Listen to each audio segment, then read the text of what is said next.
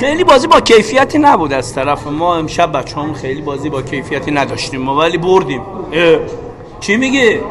شجاع؟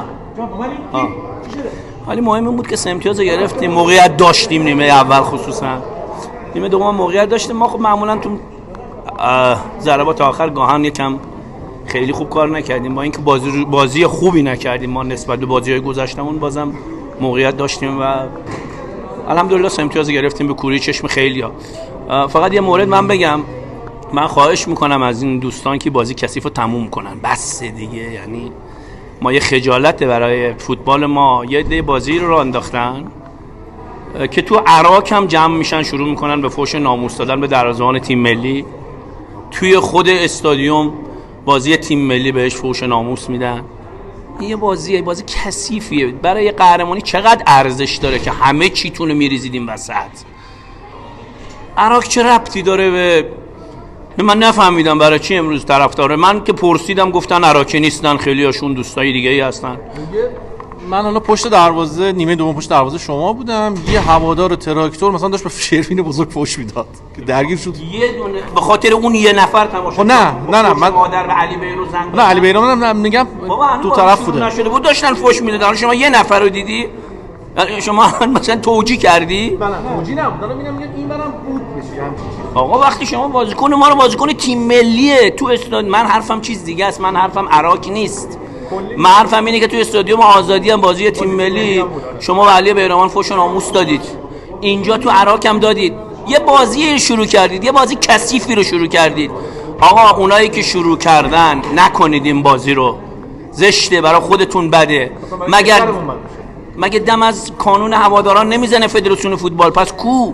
مگه نمیگن ما میلیاردها برای کانون هواداران جلسه داریم کانون هواداران درست میکنیم تا هواداران درست رفتار کنن؟ چجوری دارن درست رفتار میکنن که فحش ناموس به بازیکن تیم ملی خودشون میدن؟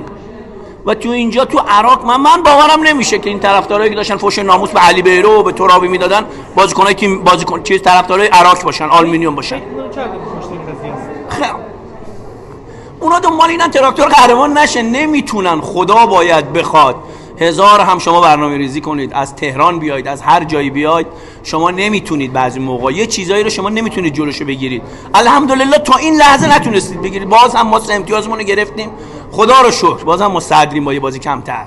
ولی بده، زشته، برای خودتون بده که پاشید بیاید اینجا، آدم بیارید اینجا شروع کنن فحش دادن به علی بیرانوند، بقیه رو تحریک کنید. کاری طوری بشه که بحث از فرهنگ میزنید، طرفدارای خانوم هم شروع کنن به فحش دادن. بده، برای خودتون بده. من همه حرفم در نهایتش اینه، اون آقایونی که این بازی رو راه انداختن، این بازی کثیف رو راه انداختن، در نهایت خودشون ضرر میکنن. بالاخره یه جایی رو میشه دیگه.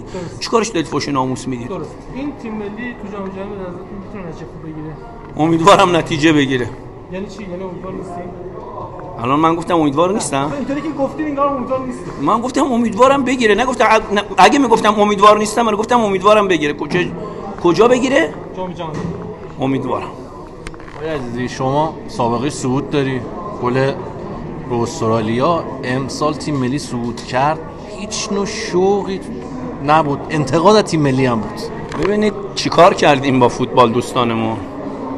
چیکار کردید با فوتبال که مردم هیچ شوقی برای صعود به جام جهانی ندارن. خیلی اصلا خبر نداشتن تیم ملی صعود کرده. وقتی شما توی استادیوم به گلر تیم ملیتون که سالیان سال چین دوره 4مشه تو جام جهانی اگر بره، علی بیرو تنها گلریه که 4 دوره جام جهانی داره میره، حضور داره، 3 دورش داره بازی میکنه. شما وقتی به گلر خودتون تو استادیوم فحش ناموس میدید، چه توقعی دارید؟ مردم برای چی باید خوشحال باشن برای صعود جام جهانی؟ ببینید، برید چیزایی درست کنید. باز هم برای آخرین بار تکرار میکنم آقایون، ما بلدیم ولی نمی‌کنیم. این کثیف بازی رو، این بازی کثیف رو جمع کنید، تموم کنید. تو استادیوم ما یه عده آدم بفرستید که فحش بدن به مثلا علی بیرانوند و لحاظ روحی خراب کنن. اینا مال زمان عهد بوقه که یه بازیکنی رو فحش میدادن، روحیش خراب میشد تو گل. علی بیرانوند امروز دقیقه 4 یه توپی رو در آورد که هیچ گلری نمیتونه در بیاره. فحش بدید بازم دوباره علی بیرانوند در میاره. بازی کثیفتون ما با فوتبال خوبمون جواب میدیم. خیلی مخلصم.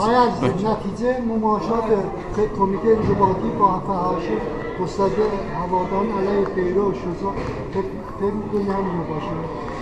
ببینید نتیجه مماشات که من نمیدونم. من همون اولی هم که اومده بودم سر بازی پرسپولیس و تراکتور که توی استادیوم آزادی به شجاع و به علی به ترابی و به دانیار و به علی بیرو خصوصا شروع کردن فحش دادن، حتی اسم بردن از خانواده یه بازیکنی. فدراسیون فوتبال اگه مماشات نمیکرد، کمیته انضباطی اگه مماشات نمیکرد با این آقایون، کار الان به اینجا نمیکشید که تو همه استادیوم‌ها شروع کنن به فحش دادن به گلر تیم ملیمون. آقا بیرانوند گلر ما نیست. گل علیرضا بیرانوند یه سرمایه مال فوتبال ایران و گلر تیم ملی ایرانه. خوشبختانه یا بدبختانه گلر اول تیم ملی ایران علیرضا بیرانونده. وقتی به علیرضا بیرانوند فحش میدید، به همه فوتبال ایران فحش میدید. این آقایونی که این بازی رو انداختن واقعا اینو بفهمن. یه عدهشون خودشون فوتبالیست بودن، این بازی کثیف رو انداختن الان.